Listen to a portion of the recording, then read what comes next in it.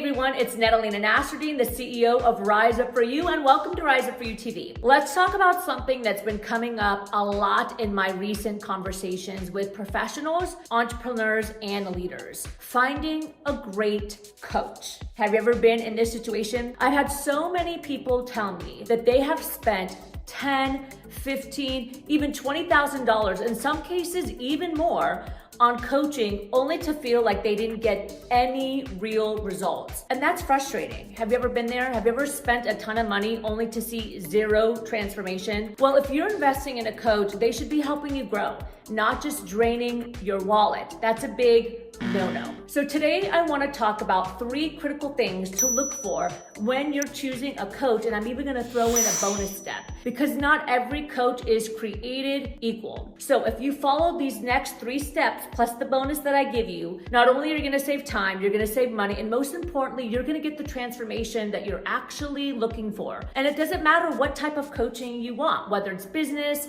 leadership, love coaching, whatever it is. So let's jump in. Step number 1, a great coach, believe it or not, is not a people pleaser. That is a huge red flag.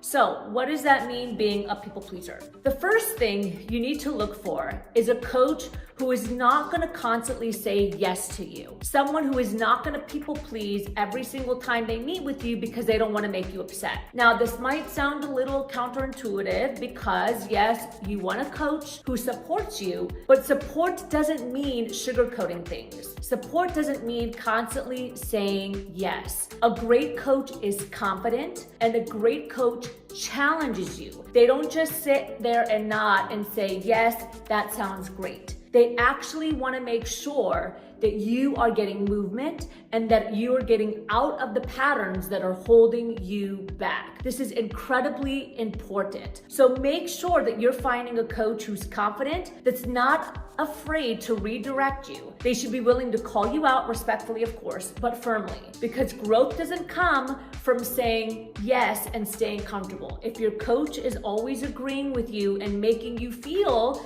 good, then they might not be doing the job that they're meant to do. And remember, you're paying them big bucks. You're not paying them to be your cheerleader. You can call your family, your friends for that. You're paying them to coach you. And let me be clear on this first step. Coaching is not making you feel bad, okay? That's not the goal. But it is about making you better. And sometimes that requires uncomfortable conversations, and that requires them to push a little bit deeper. So that was step number 1. Say no to a people-pleasing coach. Step number 2, a great coach asks you questions. They don't just give advice. Now you might say, but wait a minute, I've had coaches that have given me advice before. Well, let's talk about this because this is actually really important for the art of coaching. A great coach, they ask you questions. They don't just sit and give you advice. That's what we would call a consultant. This one is huge because if your coach is constantly telling you what to do, they're not actually coaching you. Again, you've basically hired a consultant that's going to do all of the work for you. True coaching is about helping you. It's about helping you find your own answers. Why? Because if you discover the answer and the solution for yourself, you're way more likely to own it and you're way more likely to implement it, right? It's your idea. You came up with it. That's where the real transformation happens. Now, are there moments where a coach should step in and give strategic guidance? Absolutely. Because there's times where you come for coaching because you actually don't know the answer. But even in that case, the coach should do it in a skill way. Okay, they should frame it in a question rather than telling you what to do. So let me just give you a little example. Let's say we're talking about having a conversation, a difficult conversation. Instead of saying you need to have more difficult conversations with a team, a great coach might ask you what's stopping you from having this conversation and addressing this issue directly with your team. What impact is this having on your leadership? Okay, so you see the difference? The first one is I'm telling you what to do, and the second one is I'm actually asking you a question that hopefully pushes you to the solution on your own. The other guides you to uncover it yourself, and that's where the real transformation happens. And that's what we want. Step number 3, a great coach has masterful communication, influential communication. We need direct communication, we need clarity, and this is really important to help guide you in success. Because remember, typically when you have a coach, you don't see them every day. There's space in between your coaching sessions. And so we need to make sure that communication is everything and it's really clear and concise. If your coach isn't clear, if they're not direct, if they don't know how to articulate feedback in a way that lands with you, you're going to walk away from your sessions feeling confused, sometimes feeling discouraged, feeling unmotivated. So we really want to make sure that you hire a coach that communicates in a way that works for you. So what does that look like?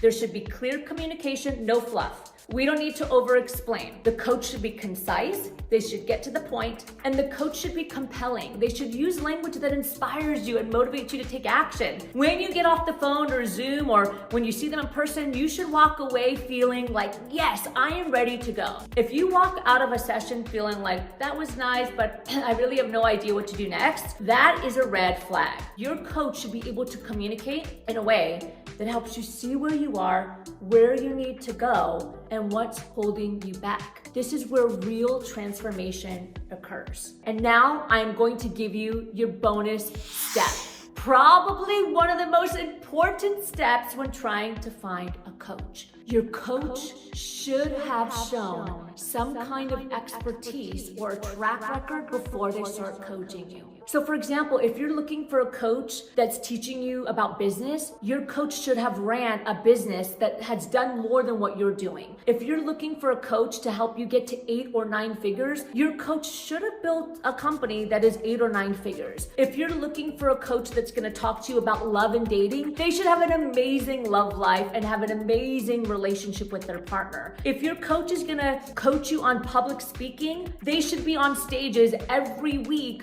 doing public speaking. If your coach is not actually implementing what they're teaching you, this can be a really big red flag.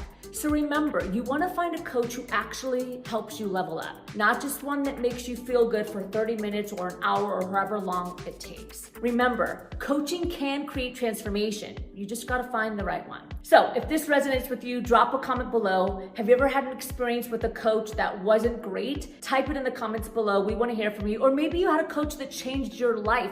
Give them a shout out. Let's talk about it. They deserve it. Again, my name is Lena Nasserdeen, the CEO and founder of Rise Up For You. Welcome to Rise Up For You. Thanks for watching. And remember, if this is something that you feel you can use, if you have a team, even for yourself, if you're trying to push your potential, don't forget to click below on the informative call. Let's have a conversation. Let's see how our coaching, our training, and our programming can help you be the absolute best that we know you can be. I'll see you next time.